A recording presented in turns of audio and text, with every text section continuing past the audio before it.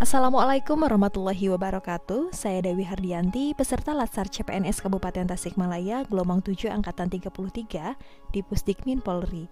Saya akan menyampaikan rancangan aktualisasi dan habituasi nilai-nilai dasar profesi ASN di SDN Cerapi Kabupaten Tasikmalaya. Latar belakang pelaksanaan aktualisasi dan habituasi ini, yang pertama Undang-Undang Nomor 5 Tahun 2014 tentang ASN, yang menjelaskan bahwa pegawai ASN berperan sebagai perencana, pelaksana, dan pengawas penyelenggaraan tugas umum pemerintahan dan pembangunan nasional. Di sini, saya berprofesi sebagai guru ataupun ASN di bidang pendidikan, dan tentunya tugas utama saya adalah menciptakan pembelajaran optimal sesuai dengan tujuan yang ingin dicapai. Tujuan yang ingin dicapai tidak terlepas dari Permendikbud Nomor 15 Tahun 2018 tentang beban kerja guru, yang menjelaskan bahwa guru mempunyai tugas pokok dan fungsi merencanakan dan melaksanakan pembelajaran, nilai hasil pembelajaran, membimbing dan melatih peserta didik, serta melaksanakan tugas-tugas tambahan. Tentunya tugas pokok guru tersebut harus dilaksanakan sesuai dengan nilai-nilai dasar ASN yang telah saya pelajari selama masa pendidikan dan latihan dasar di Pusdikmin Polri.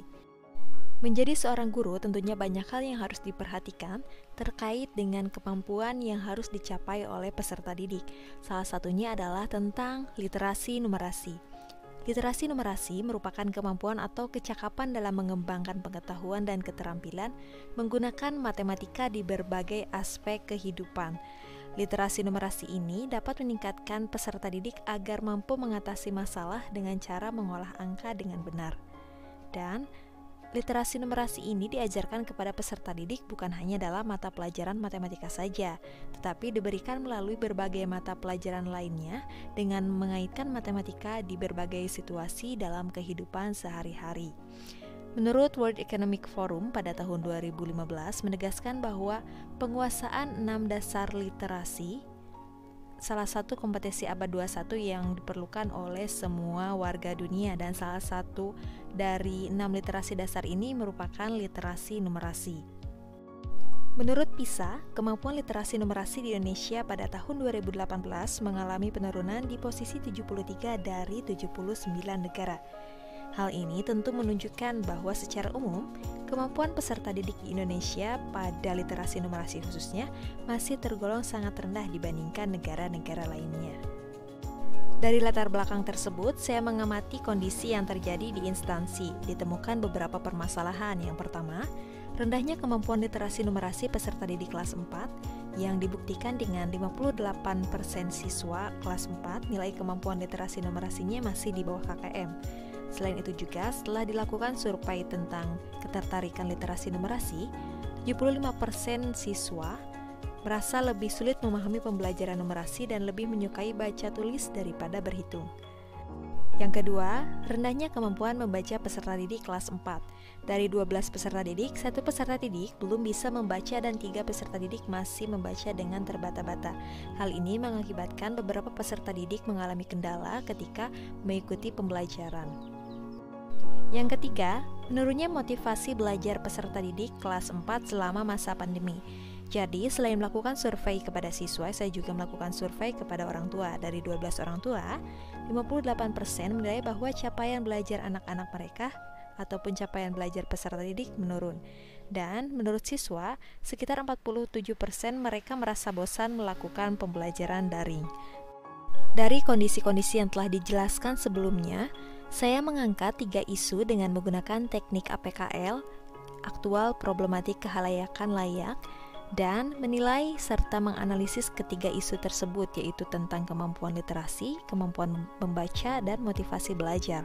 Dari ketiga isu ini, didapatkan satu isu inti yang menjadi tujuan dalam melakukan pelaksanaan aktualisasi dan habituasi. Jadi, isu utama yang terpilih adalah rendahnya kemampuan literasi numerasi peserta didik kelas 4 SDN Cerapi. Dan upaya pemecahan isu yang akan saya lakukan yaitu pembelajaran berbasis literasi numerasi melalui jurnal literasi numerasi untuk peserta didik kelas 4 SDN Cerapi. Jurnal literasi numerasi ini akan menjadi panduan siswa dalam mempelajari dan mengaplikasikan konsep matematika yang berkaitan dengan kehidupan sehari-hari. Mengapa saya memilih untuk membuat jurnal literasi numerasi? Karena dengan siswa mengisi jurnal ini, guru bisa memantau perkembangan kemampuan peserta didik dengan lebih spesifik. Yang kedua, peserta didik juga bisa mengetahui sendiri sejauh apa target yang harus dicapainya. Yang ketiga, orang tua juga bisa tahu capaian pembelajaran anak karena jurnal ini bisa dijadikan sebagai bahan laporan dari guru kepada orang tua. Konsep pembuatan jurnal literasi numerasi ini akan dibuat semenarik mungkin. Salah satu contohnya, jurnal ini akan dijadikan misi yang harus diselesaikan oleh setiap siswa. Dan bagi siswa yang menyelesaikannya dengan baik, akan mendapat penghargaan ataupun reward. Sehingga akan muncul motivasi dan jiwa kompetisi di dalam diri siswa untuk menyelesaikan setiap misi ataupun langkah-langkah pembelajaran yang ada pada jurnal ini. Dengan begitu, secara tidak sadar, siswa akan mempelajari setiap konsep-konsep matematika yang berhubungan dengan kehidupan sehari-hari tanpa merasa terbebani dan melaksanakan pembelajaran berbasis literasi numerasi ini dengan menyenangkan. Tujuan aktualisasi secara umum, yang pertama untuk menerapkan nilai-nilai dasar ASN dan keterkaitannya dengan mata diklat manajemen ASN, pelayanan publik, dan WOG dalam pelaksanaan tugas sebagai guru di SDN Cirapi. Yang kedua, tujuan khususnya itu untuk meningkatkan kemampuan literasi numerasi peserta didik kelas 4 SDN Cirapi. Berikut merupakan profil sekolah SDN Cirapi, tempat saya melakukan aktualisasi dan habituasi. Rancangan aktualisasi habituasi ini terdiri dari 6 kegiatan yang mungkin tidak akan saya jelaskan satu persatu setiap tahapan ataupun keterkaitannya dengan nilai-nilai ASN.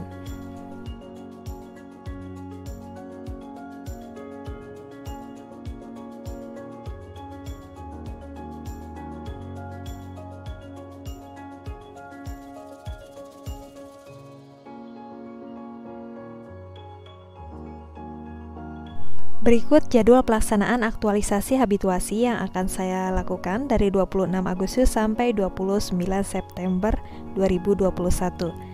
Terima kasih, semoga apa yang saya sampaikan bisa bermanfaat dan jika memerlukan informasi yang lebih lanjut terkait rancangan ini bisa menghubungi saya. Wassalamualaikum warahmatullahi wabarakatuh.